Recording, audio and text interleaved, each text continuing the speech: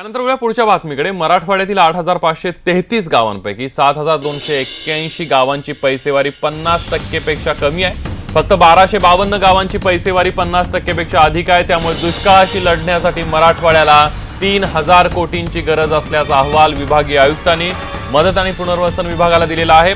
औरंगाबाद, जालना, बीड, लातूर आणि उस्मानाबाद जिल्ह्यातील गावांची टक्केवारी पैसेवारी जी आहे ती 50 पेक्षा कमी आहे, तर हिंगोली जिल्ह्यातील सर्वच गावांची टक्केवारी 60 पेक्षा अधिक आहे।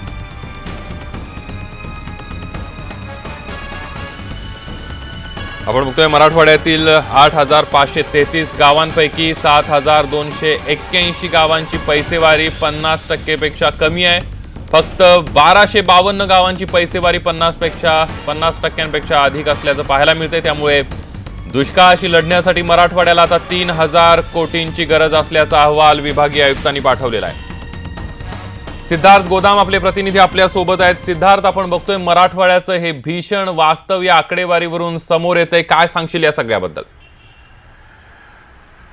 संदीप, मराठवाड्यामध्ये पावसाची आकडेवारी केवळ 63% आहे आणि ती फक्त त्यापेक्षा 63%चा जो काही 80% पाऊस आहे तो फक्त हिंगोली आणि नांदेड जिल्ह्यामध्ये पडलेला आहे। इतर 6 जिल्ह्यांमध्ये पावसाने आपली हजेरी लावलेली आहे। त्यामुळं जवळपास 8,500 गावांपैकी जी आहे 7,200 गावांची आणेवारी 50%च्या खाली आहे आणि बाकी इतर 1,200 गावांची आणेवारी 60%च्या वर आहे। 50%च्या खाली म्हणजे दुष्काळ आणि 60%च्या वर गेली म्हणजे दुष्काळ आहे अशी गोष्ट नाही, कारण 60% त्या ठिकाणी आणेवारी आलेली याचा अर्थ 60% नुकसान त्या ठिकाणी जवळपास 40 ते 45%चं नुकसान झालेले आहे। तीही गावे दुष्काळाच्या छायेत आहेत, कारण त्याही गावामध्ये पिण्याच्या पाण्याची प्रश्न आहे, शेतकऱ्यांच्या हाती काही लागलेलं नाही। एकंदरीतच मराठवाड्याला जे काही चारा असेल, पाणी असेल, जनावरांचा पाण्याचा प्रश्न असेल, पिण्याच्या पाण्याचा प्रश्न असेल आणि इतर जे काही हेक्टरी मदत जाहीर होणार आहे त्यासाठी 3,000 कोटींची आवश्यकता असल्याची जो अहवाल आहे विभागीय आयुक्तांनी पाठवलेला आहे। आणि 31 ऑक्टोबरला सरकारने जरी दुष्काळ जाहीर केला असला तर काय 31 ऑक्टोबरच्या नंतर दुष्काळ मराठवाड्यात पडला अशातली गोष्ट नाही,